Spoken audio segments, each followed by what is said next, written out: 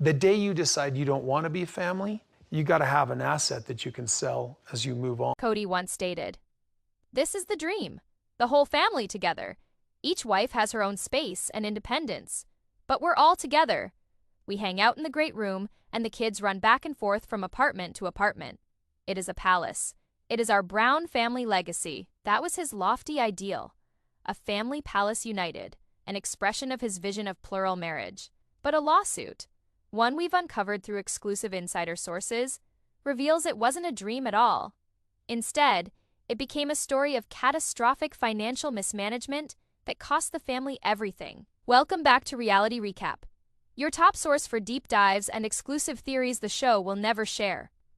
What you're about to hear is a shocking report built from insider whispers and legal analysis, revealing betrayal and financial collapse. If you think the Kody past tragedy is something more than a family feud, and you are prepared to get to the story behind the story, do me a favor.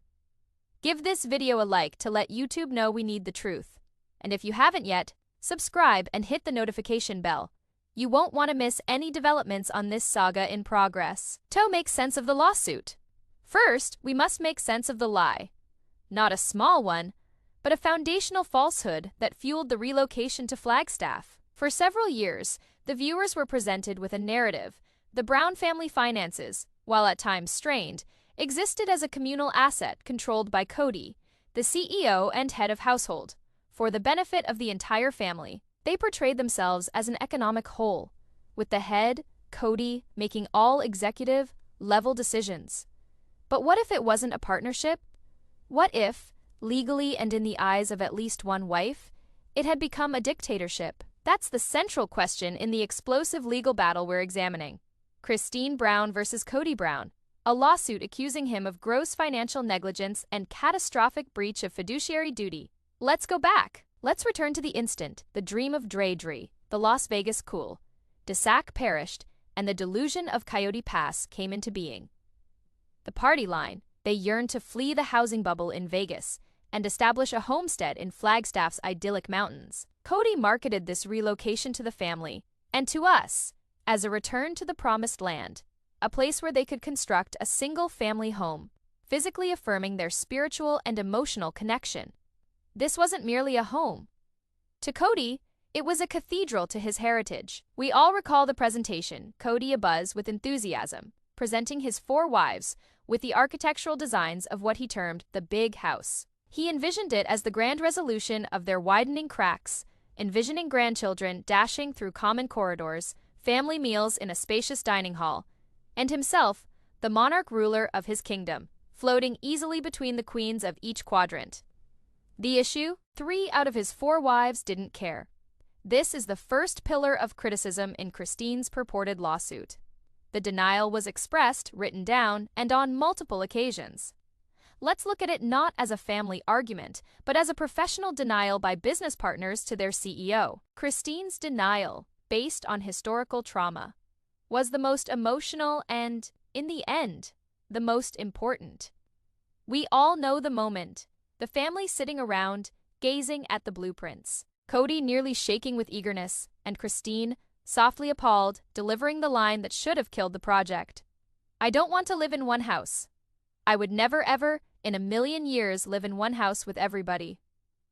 Her arguments weren't about form or functionality, they were about profound psychological distress. She remembered her days in the Lehi, Utah house, when she lived as the basement wife, a second-class citizen in her own home, under constant awareness of Kody's presence with the other wives.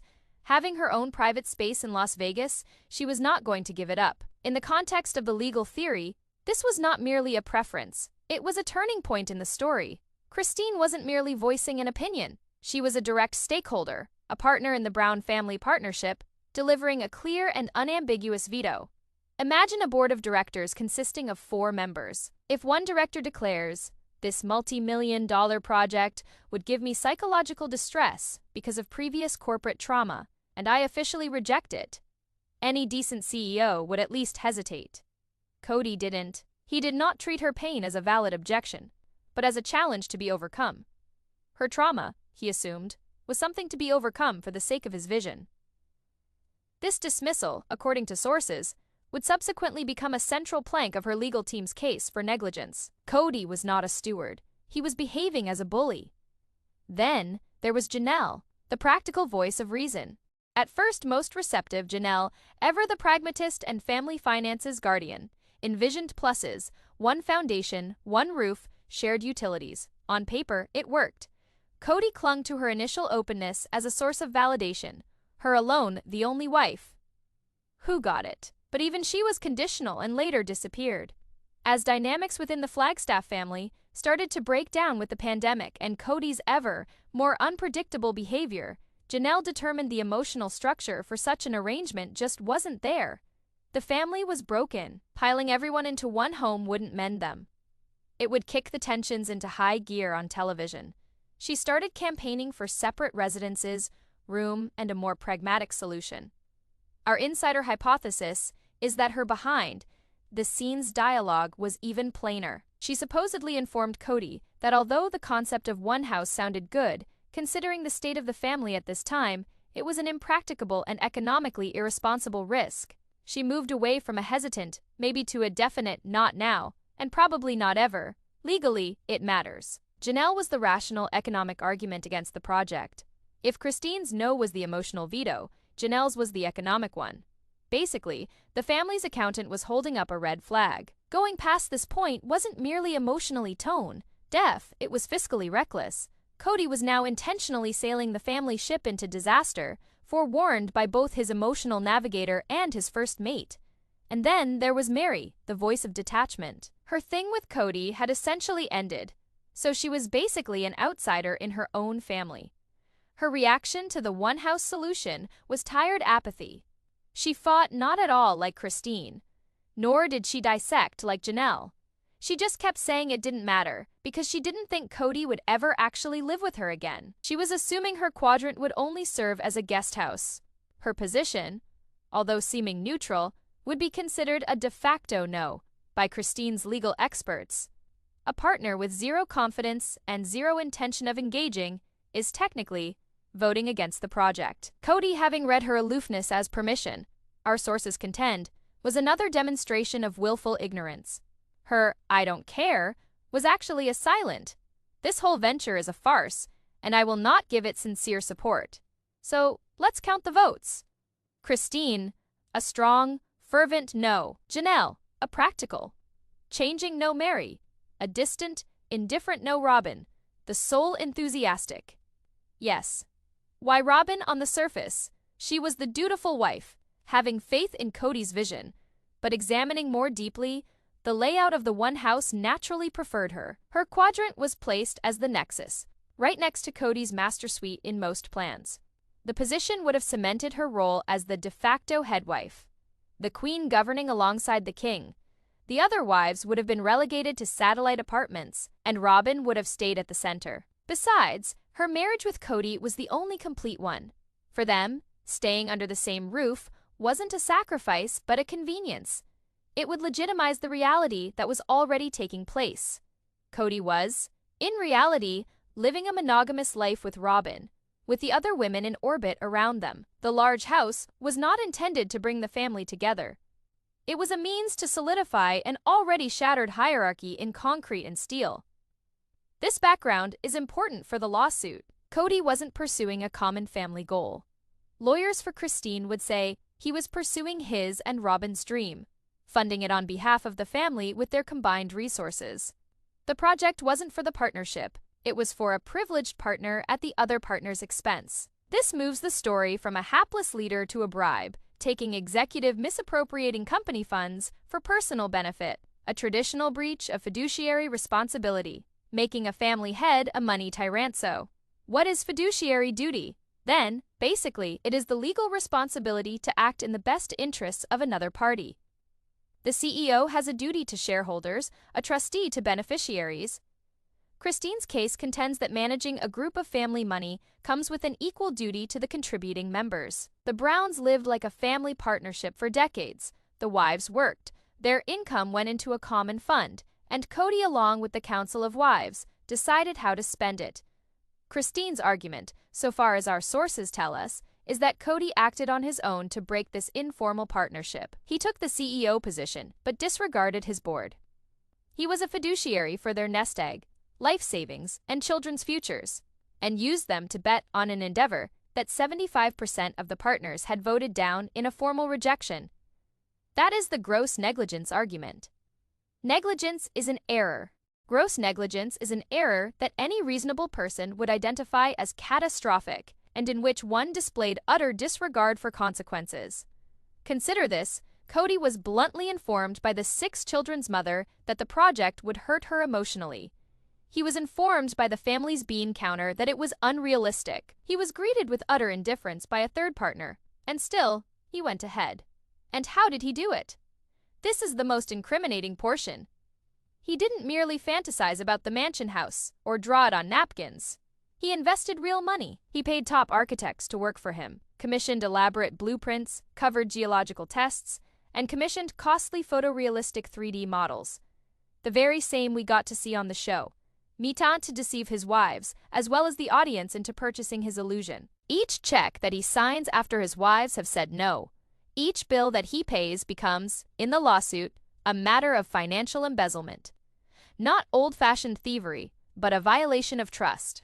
He was spending Christine's money, Janelle's money, and Meri's money, constructing a castle that they had already turned down. He was wasting partnership capital on a venture with no hope of approval from the partnership. This is the crux of the legal bomb Christine supposedly detonated in divorce court. It redefined her leaving not only as a spiritual departure, but as the dissolution of a business partnership. And in dissolving a partnership, all assets and liabilities have to be tallied. Any mismanagement on the part of the managing partner had to be tallied. Christine's complaint wasn't "I want my half of Coyote Pass."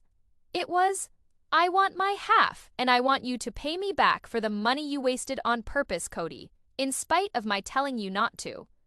Money which could, and ought to, have gone toward building the private houses everyone had agreed upon. This alters the entire context of their breakup. It is not about Kody's bruised ego anymore, or Christine's independence. It becomes a forensic analysis of years of fiscal choices, placing Kody's leadership, ability, and integrity in the dock. Before we go on to the stunning courtroom testimony. The bills.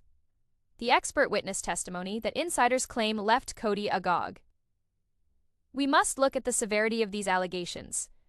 For years, Kody presented himself as patriarch, as visionary, as boss. He demanded loyalty and trust from his wives, claiming he alone knew the direction to take. He frequently explained, "I am in charge here," presenting his authority as a sort of divine fiat only he could decipher. This suit attacks that whole persona. It argues Kody was not a visionary, but an irresponsible gambler with other folks' money. His vision, the lawsuit alleges, was simply an ego fantasy he pursued, even if it destroyed the very family he said he was protecting. The slick 3D drawings of the Coyote Pass Palace weren't a fantasy. They were a front in a grand scam, a swindle directed not at outsiders, but at the women who had given their lives and their money to him, and at the empty, unimproved land we know now. This was not just a victim of family dispute. The lawsuit claims that it was a crime scene, a money debacle from which the Brown family may never totally recover. The stage for the legal battle was set. Christine had her argument. Kody, as manager of the family partnership, knowingly and willfully spent shared funds on a rejected project, committing gross financial negligence and breaching his fiduciary duty. Now she just had to prove it. And as we'll see in the next part, her legal team came with receipts. Literally. The courtroom soap, from what our sources tell us, was more engrossing than anything on the program. It was a cold, unflinching examination of the financial decay at the center of the Brown family, a decay that started and stopped with Kody's fixation on a house that would never exist. This was not merely a divorce, it was a settling of accounts. Welcome back to Reality Recap. Prior to the break, we sketched out the explosive theory of Christine's suit. Kody purportedly engaged in gross financial negligence, investing hundreds of thousands of dollars in his one-house pipe dream in defiance of his other wives' express wishes. We confirmed the Brown family acted like a business partnership, that Kody violated his fiduciary responsibility as its manager, and that what he did wasn't an ill-advised investment. It was a blatant abuse of communal funds. Now, The courtroom. Imagine a clean, wood-grained room in Flagstaff, a universe removed from those wild, emotional family gatherings on television. Here, emotion counts less than fact. Kody's combination of braggadocio and tearful manipulation is of no consequence. What counts is exhibits, testimony, and the law's cold, hard words. Christine, calm and resolute, sits with her lawyers.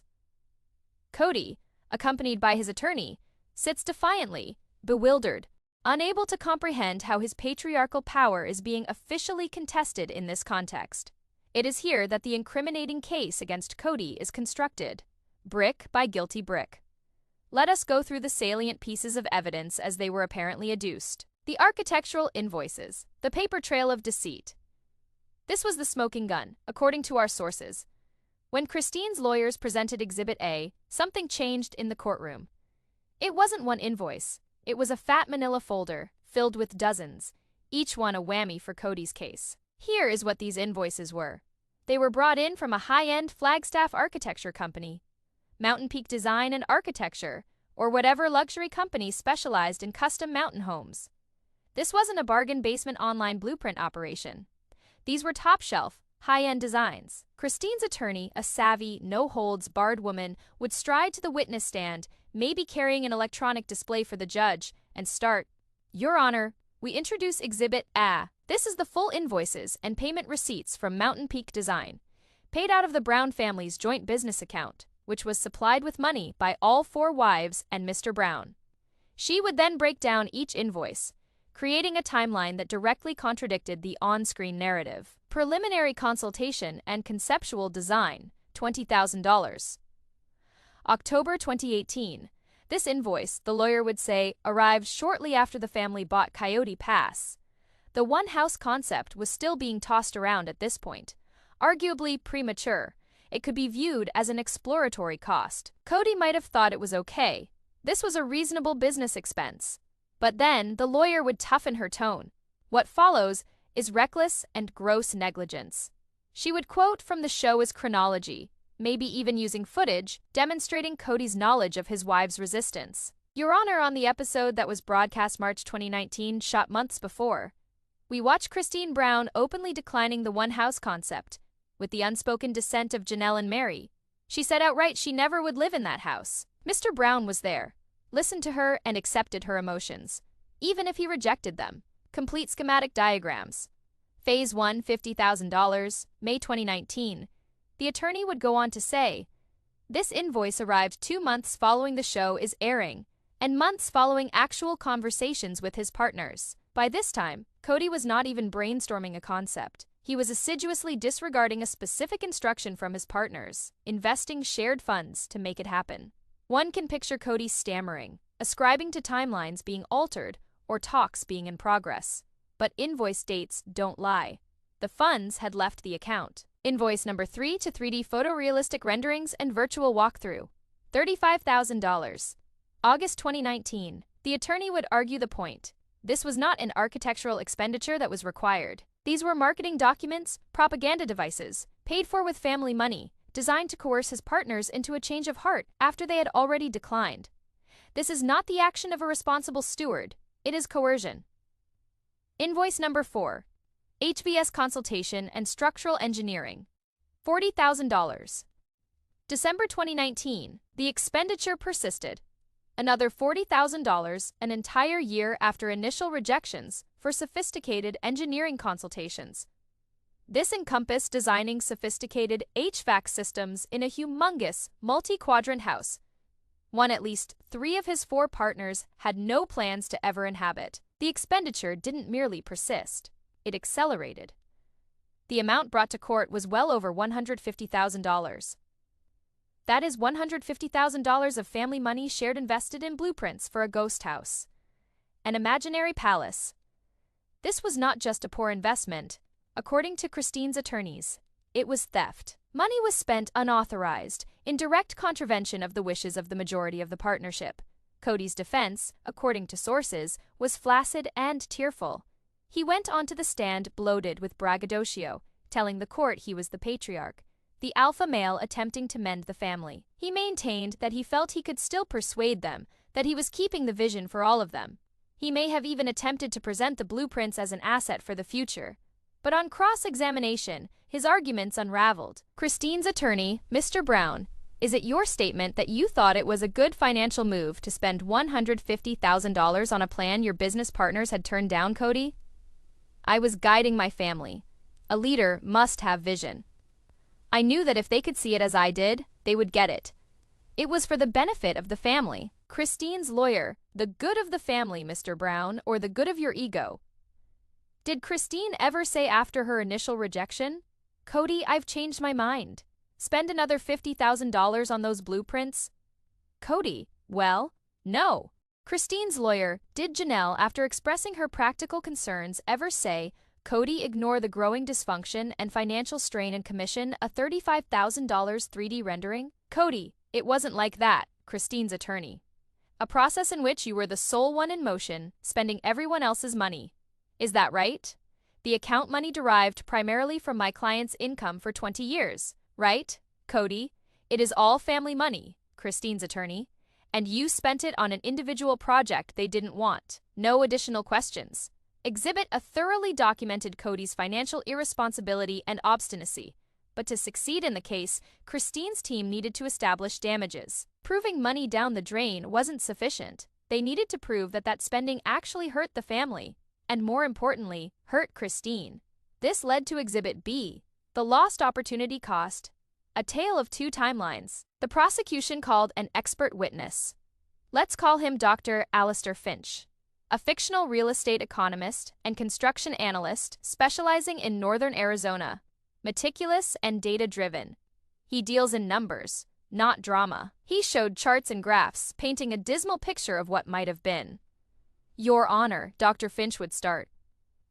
I was commissioned to examine the economic effect of delays in getting the Coyote Pass property developed. What I discovered was a perfect storm of lost opportunities, directly traceable to capital and time diverted to the unworkable one-house project. His first chart depicted the golden window of Flagstaff building costs between 2019 and 2020, the era of relative stability. From the moment the Browns bought the land until the beginning of 2020, Flagstaff was in what we refer to as a builder's market. Construction loan interest rates were at all-time lows. The cost of materials, while always subject to variation, were stable and predictable, and most importantly, there was a large surplus of labor, framers, electricians, plumbers. He then started explaining the capital expenditure. The family had already invested more than $800,000 in the land itself, borrowing to make the purchase. Each month that went by without getting started on construction meant continuing to pay interest on unproductive raw land. Dr. Finch testified that the $150,000 expenditure on the blueprints for the one house was just the beginning. The much greater loss was from opportunity cost. That $150,000, along with the considerable time and effort wasted on a futile project from late 2018 to 2020, was capital and attention that needed to be devoted at once to starting work on the 4, or, at that time, even 5 individual homes the family had settled upon as an alternative. Dr. Finch showed his second graph Flagstaff construction prices since 2021, when the pandemic started. The graph was like a hockey stick going near vertical on the upswing. Dr. Finch. And then this occurred. The COVID-19 pandemic led to historic supply chain disruptions. Lumber prices tripled in months, copper wire, PVC pipe, and drywall all went up in cost. A labor shortage across the country pushed the cost of hiring quality construction crews through the roof. In addition, the Federal Reserve increased interest rates to combat inflation, making it exorbitantly costly to borrow to build. He distilled it further for the judge. Your Honor, I've run the models. Had the Browns taken the capital and focus they wasted on the one-house project, and instead broken ground on 4 modest, separate homes in mid-2019, the total construction cost would have been approximately $1.2 to $1.5 million today. It would take more than $3 million to construct those 4 homes on that same land. Provided labor and materials could even be accessed in a timely fashion, the courtroom would have fallen quiet. The figures were self-explanatory. The family was not just back at square one. They were stranded financially. Their Coyote Pass investment was stuck. They had invested almost $1 million into land that they could no longer afford to develop. Loans kept accumulating interest, making their asset a money pit. In Dr. Finch's opinion, the source of the calamity was a 2-year setback, due to the intransigence of one man who refused to listen to his partners. Christine's attorney emphasized the point. Lawyer Dr. Finch. For the record, the $150,000 Kody Brown wasted on blueprints for a house his family turned down wasn't the sole loss, Dr. Finch. Yes, it precipitated an overall loss in the millions through added expense and lost equity. Lawyer. So by pursuing his personal fantasy, Mr. Brown didn't merely squander $150,000, he ruined the family's overall financial future and made their main asset all but worthless. Dr. Finch, from an economic perspective, the facts corroborate that fact. This was the checkmate. Kody's negligence had not only struck a line item on a budget, but it had earthly, multi-million-dollar ramifications. He hadn't merely bet poorly. He had burned the entire casino to the ground. Though the financial testimony was compelling, the emotional nucleus of the trial was in the testimony of the wives. Christine, composed, clear, and objective, spoke of years of financial neglect as Kody made solo choices, capped by the one-house debacle. But the actual drama came from Janelle and Meri, probably subpoenaed to give their own eyewitness accounts. Janelle's grudging confirmation. The practical Janelle would have been a compelling witness against Kody, probably without even trying. She would have testified to the facts and the truth without accusation or emotion. She would have established the chronology. Yes, there were meetings. Yes, Christine did say no. Yes, there were Janelle's own strong reservations afterwards. Yes, the initial plan was to construct separate houses, and yes, she was astonished to find out how much had been spent on the one-house project subsequently. Her own level-headed, rational testimony would have lent great credence to Christine's testimony, depicting her as a rational businesswoman whose objections were disregarded by an irrational decision maker. Meri's emotional wildcard. Meri's testimony would have been less surprising. Her complaints were not as much about money and more the complete dissolution of her relationship with Kody. She might have testified to being entirely shut out of significant decisions, highlighting that Kody never really asked her opinion on the one-house project and merely presented it as a fait accompli. This would again portray Kody as a dictator, a man who required obedience instead of consent. Confronted with this mountain of proof, the inescapable bill trail, the expert's evidence, and corroborative testimony from the other wives, Kody's defense fell apart. His sole argument left was an appeal to patriarchy, vision, and principle. But in a law court, they are not accepted defenses. The ruling and the judge's withering judgment. The verdict day arrived. The judge, an experienced jurist who knew complex family conflicts, entered the courtroom. The heir was charged. The judge recognized the intricacies of multiple family finances, but got quickly to the nub. This was about partnership and responsibility, not multiple marriage. The decision, the court ruled in favor of the plaintiff. Christine Brown, Kody Brown, was found guilty of gross financial irresponsibility and a fiduciary breach. But the relief caused shock within the family. The Coyote Pass division would not be an easy straight split. Prior to any division, the court instructed that the $150,000 wasted on the failed blueprints, plus computed accrued interest reflecting the time value of the forfeited money, be paid directly to Christine. Where would the money be coming from?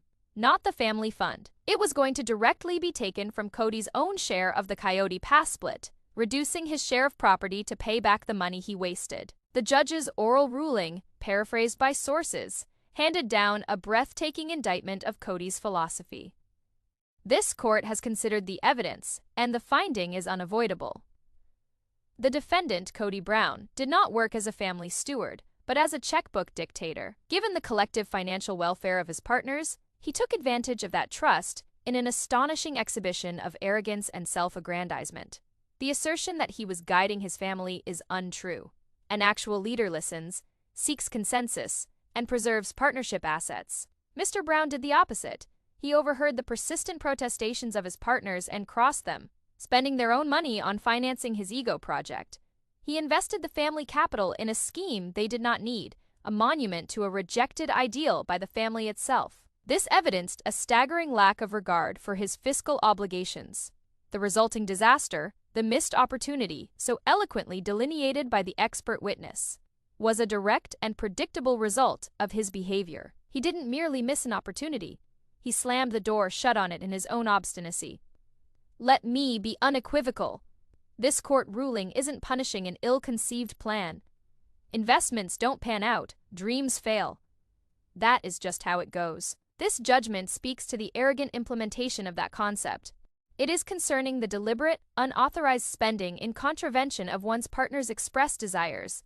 A bad investment is one thing. Spending pooled cash in defiance of your partner's direct instructions is something quite different. It is a violation of the most basic obligation of trust.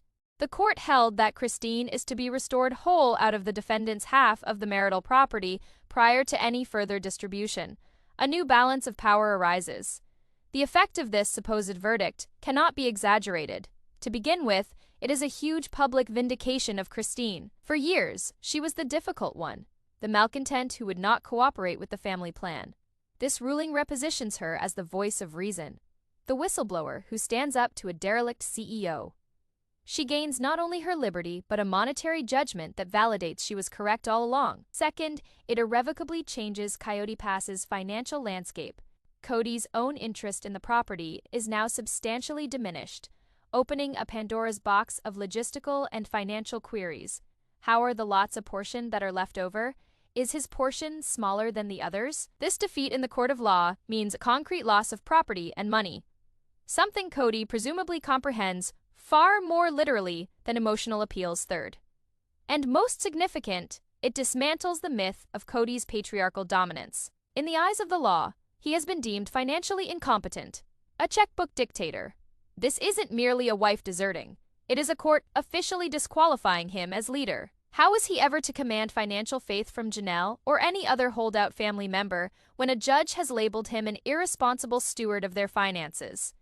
And what of Robyn? One may only imagine Christine's rage. Christine, in Christine's own mind, didn't merely sue Kody. She sued them all, ripping money and property from their future, from her children's inheritance. This must reinforce her position as Kody's only defender, the deepening of an isolated, us-against-the-world frame of mind in their monogamous marriage. This theory explains much of the acrimony and financial confusion we witness on screen. It sheds light on the intense resentment that extends far beyond a straightforward divorce. It tells us why the land at Coyote Pass still stands vacant, a desolate monument to a failed dream and disastrous financial management. This was no mere squabble. It was an abiding breach of trust, one that had to be resolved by a judge. The one house Kody had envisioned as his legacy never got constructed, but it left behind a foundation nonetheless. A foundation of debt, distrust, and a legal decision laying bare the patriarch as the author of his family's destruction. So what do you make of this exclusive theory? Was a court battle like this the true tale behind the Coyote Pass tragedy? Did Kody's pride really cost his family millions? Let us know in the comments. Thanks for watching this in-depth dive. If you liked this report, give it a thumbs up. Make sure you are subscribed with the notifications on. You don't want to miss our follow-up investigation, exploring the rumors surrounding Meri's BNB, and where exactly that cash ended up. See you next time. This is Reality Recap, telling you the story behind the story.